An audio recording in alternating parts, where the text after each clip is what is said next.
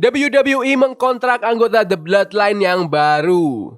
Dana Brooke return di NXT Battleground. Natalya masih belum tanda tangan kontrak barunya. Dan pegulat NXT ungkap si Empang itu munafik. Selamat datang di Extra News, di mana kita akan ngebahas berita-berita terkini tentang WWE. Sebelum kita lanjut, aku pengen kalian like dan share video ini ke teman-teman kalian yang suka WWE. Dan jangan lupa subscribe, soalnya channel ini upload video setiap hari. Berita yang pertama, WWE mengkontrak anggota The Bloodline yang baru. WWE dikabarkan siap mengkontrak free agent teratas dalam bisnis pro wrestling. Kontrak Hikuleo dengan New Japan Pro Wrestling telah berakhir, dan ia kini dikabarkan akan bergabung dengan WWE dalam waktu dekat. Menurut Cassidy Haynes dari Bodyslam.net, masa Hikuleo bersama New Japan Pro Wrestling berakhir di NJPW Dominion baru-baru ini pada tanggal 9 Juni. Yang berarti ia sekarang sudah menjadi free agent. Sekarang diyakini bahwa ia akan bergabung dengan WWE. Hikuleo adalah adik dari WWE superstar Tama Tonga. Ia mungkin akan bergabung dengan The Bloodline pada saat ia tiba di WWE. Meskipun belum ada tanggal kapan ia diharapkan untuk debut di WWE, fakta bahwa ia tidak terikat dengan perusahaan manapun berarti ia dapat direkrut kapan saja. Atau mungkin bahkan diam-diam dia sudah dikontrak oleh WWE. Pasca WrestleMania 40, The Bloodline sudah berubah total dengan Roman Reigns yang belum muncul lagi sejak kekalahannya dari Cody Rhodes. Selama ketidakhadirannya, Solo Sikoa telah mengambil alih The Bloodline, membawa Tama Tonga dan Tonga Loa untuk berada di sisinya, dengan Paul Heyman juga mempertahankan posisinya. The Bloodline menjadi lebih agresif, terutama berseteru dengan Kevin Owens. Tetapi, dengan menambahkan anggota baru, faksi tersebut akan semakin lebih kuat. Disitulah Hikuleo dapat berperan.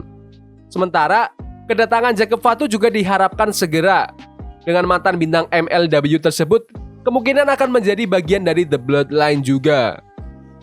Hikuleo adalah pegulat generasi kedua, dan sebagai putra dari Haku, ia tentu memiliki reputasi gaya gulatnya yang keras. Ia berhasil membuat dunia gulat membicarakannya sejak debutnya pada tahun 2016. Dan ia menemukan dirinya dalam beberapa posisi terkemuka selama bergulat dengan NJPW. Pegulat berusia 33 tahun ini adalah mantan anggota The Bullet Club, dan awalnya dilatih di tim 3D Academy oleh WWE Hall of Famers The Dudley Boyz. Sejak saat itu, ia terus memenangkan Strong Openweight Championship dan IWGP Tag Team Championship, sambil menjadi juara Strong Openweight Tag Team 2 kali.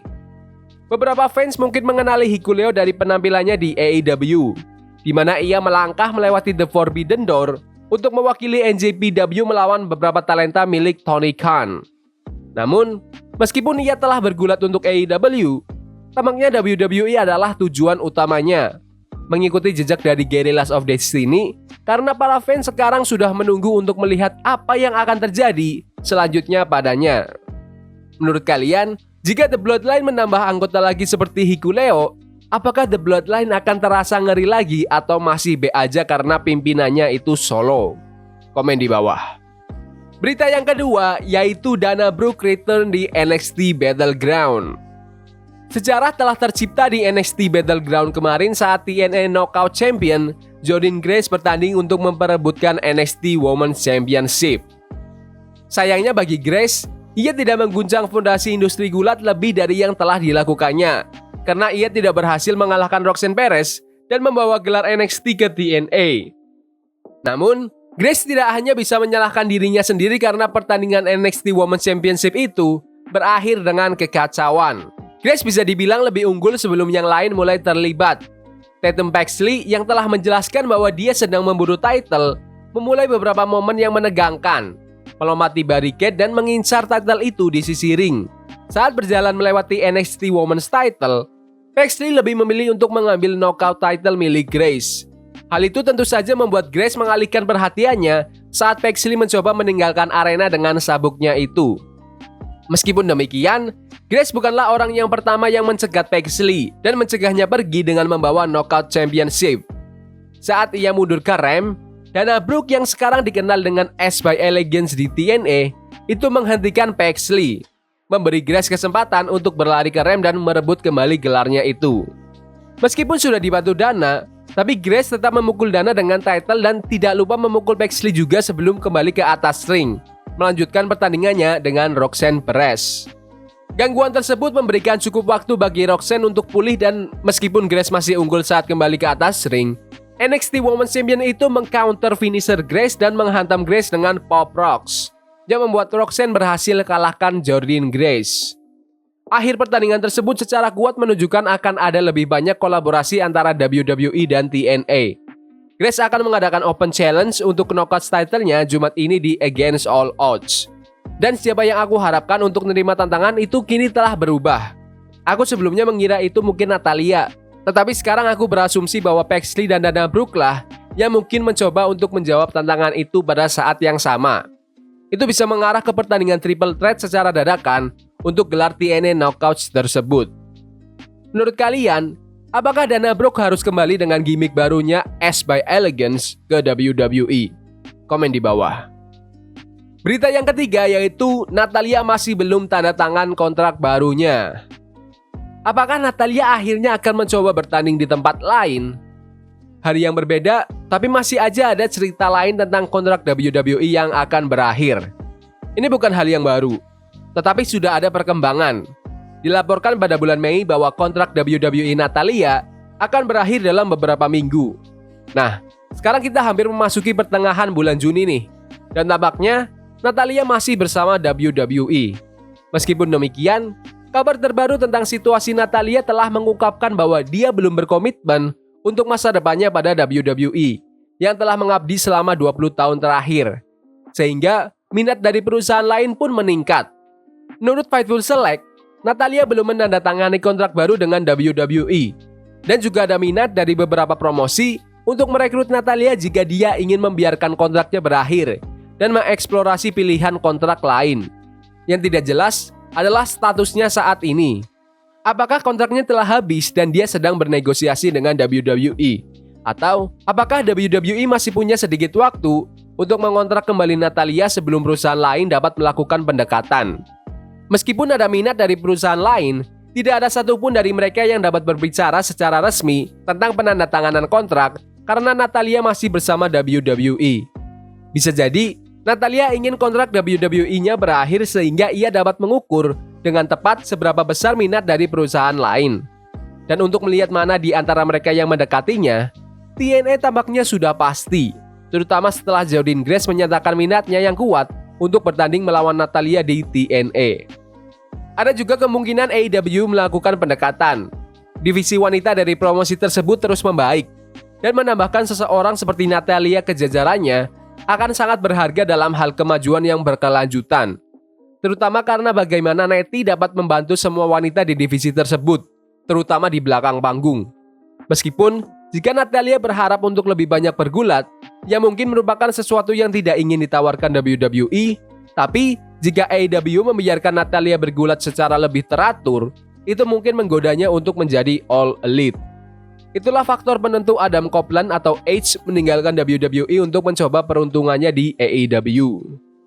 Asumsi awal oleh beberapa orang adalah bahwa Natalya akan muncul di TNA Jumat ini di Against All Odds. Namun, setelah apa yang terjadi di Battleground kemarin, rasanya WWE dan TNA akan mengambil arah yang berbeda dalam hal Open Challenge dari Jordynne Grace. Tatum Paxley dan Dana Brooke atau yang sekarang bernama Ace by Elegance bisa dibilang membuat Grace kalah saat melawan Roxanne Perez. Jadi tampaknya mereka akan terlibat dengan Open Challenge tersebut. Mengenai Natalya, tebakanku itu dia pasti akan menandatangani kontrak baru dengan WWE. Tetapi akan masih bisa bekerja dengan TNA. Karena WWE dan TNA sekarang sudah bekerja sama. Menurut kalian, jika Natalya keluar dari WWE, kalian lebih memilih dia di AEW atau TNA? Atau mungkin dia pensiun aja? Komen di bawah. Berita yang terakhir, pegulat NXT ungkap CM Punk itu munafik. CM Punk sering muncul di backstage acara NXT. Jadi tidak mengherankan jika bintang Raw itu muncul di NXT Battleground kemarin. NXT Battleground from UFC Apex meraih sukses besar. NXT Women's North American Champion yang pertama dimahkotai oleh Kelani Jordan. NXT Champion Trick Williams mengalahkan Ethan Page, dan NXT Women's Champion Roxanne Perez berhasil pertahankan titlenya melawan TNA World Knockout Champion Jordynne Grace. Setelah kemenangan besarnya, Roxanne Perez diwawancarai di backstage dalam WWE Digital Exclusive yang tidak ditayangkan di TV. Ketika sedang diwawancarai, CM Punk datang. Hal itu menyebabkan Roxanne Perez menyerang pegulat yang dulu dia idolakan itu.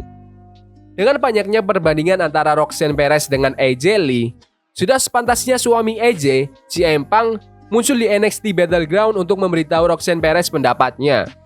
Punk telah mencoba membantu Perez saat ia masih jadi babyface. Tetapi, sekarang setelah ia menjadi heel, sang champion tidak ingin berurusan lagi dengan mantan mentornya itu. Setelah kemenangannya atas Jordynne Grace, Perez diwawancari dalam WWE Digital Exclusive. Marah karena orang-orang terkejut dengan kemenangannya. Ketika CM Punk masuk ke dalam frame, ia mencoba menenangkan Perez, mengatakan bahwa Perez memang lebih baik dari yang lain. Tetapi, tadi Perez itu beruntung dan perlu lebih fokus pada gelarnya lagi dan menjadi prodigy. Dengan mengatakan bahwa Roxanne tidak membutuhkan validasi orang lain. Tapi Perez menanggapinya dengan, "Terima kasih atas sarannya.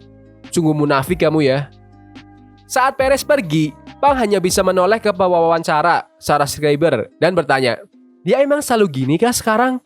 Sejak kembali ke WWE di Survivor Series tahun lalu, CM Punk telah mencoba untuk membalas budi dengan hadir di NXT berkali-kali di backstage sambil membimbing generasi berikutnya. Pernah juga memiliki segmen yang fun di TV bersama Shawn Michaels di NXT Deadline.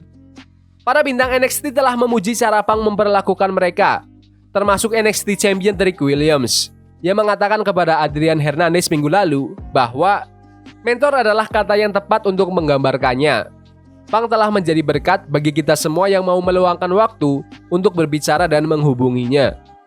Punk telah membantuku dalam beberapa hal yang menurutku, jika orang banyak mengetahuinya, mereka akan sangat berterima kasih. Salam hormat untuk CM Punk. Ia telah menjadi cahaya positif bagi kita semua di NXT. Menurut kalian, apakah di masa depan CM Punk bisa menggantikan Shawn Michaels sebagai petinggi di NXT? Komen di bawah. Jadi gitu aja video berita hari ini. Jangan lupa like dan subscribe channel ini karena aku pengen 2000 subscriber di bulan ini. Tolong bantu please. Yes boy, see you.